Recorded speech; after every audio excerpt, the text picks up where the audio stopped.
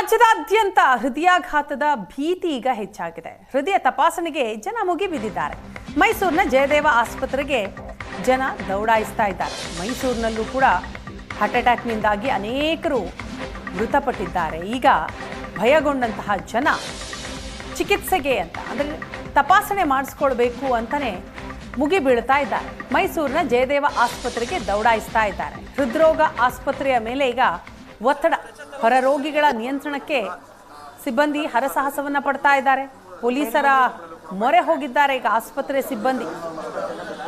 Q ಅನ್ನ ಗಮನಿಸ್ತಾ ಇದೀವಿ. ಇವರೆಲ್ಲರೂ ಕೂಡ ಹೃದಯ ತಪಾಸಣೆಗೆ ಅಂತ ಬಂದವರು. ನಿತ್ಯ 1500ಕ್ಕೂ ಅಧಿಕ ರೋಗಿಗಳು ಬರ್ತಾ ಇದ್ದಾರಂತೆ. ರೋಗಿಗಳನ್ನ ನಿಯಂತ್ರಣ ಮಾಡೋದೇ ದೊಡ್ಡ ತಲೆನೋವಾಗಿದೆ ಅಲ್ಲಿನ ಆಸ್ಪತ್ರೆ ಸಿಬ್ಬಂದಿಗೆ. ಹಾಗಾಗಿ ಪೊಲೀಸರ ಮೊರೆ ಹೋಗಿದ್ದಾರೆ.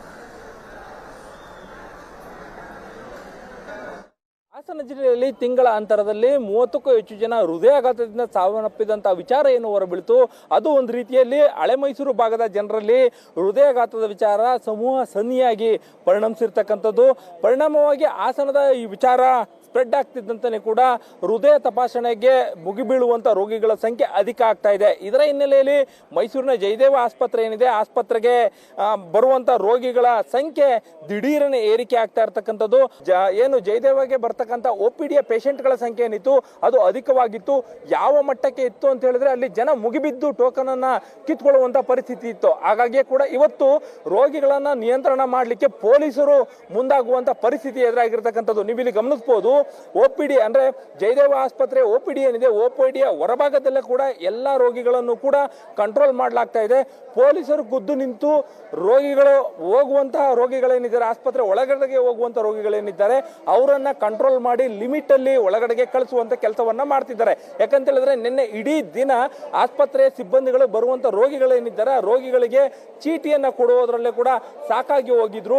ಆ ಒಳಭಾಗದಲ್ಲಿ OPD ಕೇಂದ್ರ ಏನಿತ್ತು, OPD ಕೇಂದ್ರದಲ್ಲಿ ಸಂಪೂರ್ಣವಾಗಿ ರೋಗಿಗಳು ಮುಗಿಬಿದ್ದಿದ್ರು. ಅಲ್ಲಿ ಯಾರಿಗೂ ಕೂಡ ಸರಿಯಾಗಿ ಟೋಕನ್ಗಳನ್ನ ಕೊಡ್ಲಿಕ್ಕೆ ವ್ಯವಸ್ಥೆಗಳು ಆಗ್ತಾ ಇರಲಿಲ್ಲ.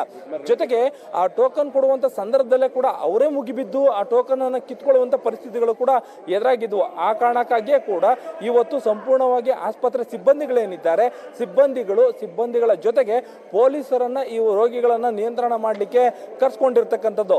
ಹಾಗಾಗಿಯೇ ಕೂಡ ಇವತ್ತು ನಿನ್ನೆಯಂತೆ ಕೂಡ ಯಾವುದೇ ರೀತಿಯಾದ ಸಮಸ್ಯೆಗಳಾಗಬಾರ್ದು ಅಂತೇಳಿ ಸಂಪೂರ್ಣವಾಗಿ ಬರುವಂತಹ ರೋಗಿಗಳೇನಿದ್ದಾರೆ ರೋಗಿಗಳನ್ನ ನಿಯಂತ್ರಣವನ್ನ ಮಾಡಲಿಕ್ಕೆ ಪೊಲೀಸರನ್ನ ಬಳಕೆ ಮಾಡ್ಕೊಳ್ತಾ ಇದ್ದಾರೆ.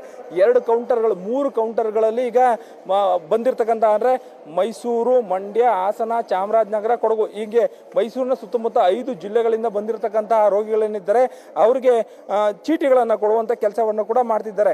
ನಾವಿಲ್ಲಿ ಮಾತಾಡಿಸಬಹುದು. ತುಂಬಾ ಜನ ಬೇರೆ ಬೇರೆ ಕಡೆಗಳಿಂದ ಬಂದಿದ್ದಾರೆ. ಕೆಲಸ ಮಾಡೋಕ್ಕಾಗಲ್ಲ, ಈಗ ಹಾರ್ಟ್ ಪ್ರಾಬ್ಲಮ್ ಅದಕ್ಕೆ ತೋರ್ಸಕ್ಕೆ. ನಿಮಗೆ ಚಿಕ್ಕಮಂಗ್ಳೂರಲ್ಲಿ ಆಸ್ಪತ್ರೆಗಳಿದೆ? ನಾವೊಂದು ಹಾಸನ ಡಿಸ್ಟಿಕ್ ಸರ್, ಸಕಲೇಶ್ಪುರ ತಾಲೂಕು. ಹಾಸನದವರು.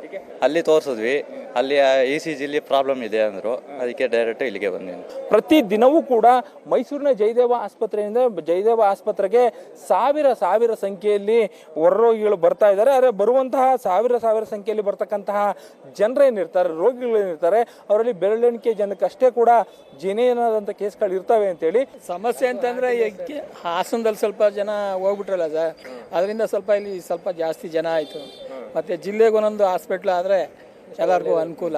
ಹಾಸನದಲ್ಲಿ ಆದಂತಹ ಇನ್ಸಿಡೆಂಟ್ ಏನಿತ್ತು ಆ ಇನ್ಸಿಡೆಂಟ್ ಸಹಜವಾಗಿಯೇ ಕೂಡ ಭಯವನ್ನು ತರಿಸಿದೆ ಅಂತೇಳಿ. ಆದರೆ ಆ ಭಯ ಅನ್ನುವಂಥದ್ದು ಈಗ ರೋಗಿಗಳ ಪಾಲಿಗೆ ಸಮೂಹ ಸನ್ನಿಯಾಗಿ ಕಾಡಲಿಕ್ಕೆ ಶುರುವಾಗಿರ್ತಕ್ಕಂಥದ್ದು.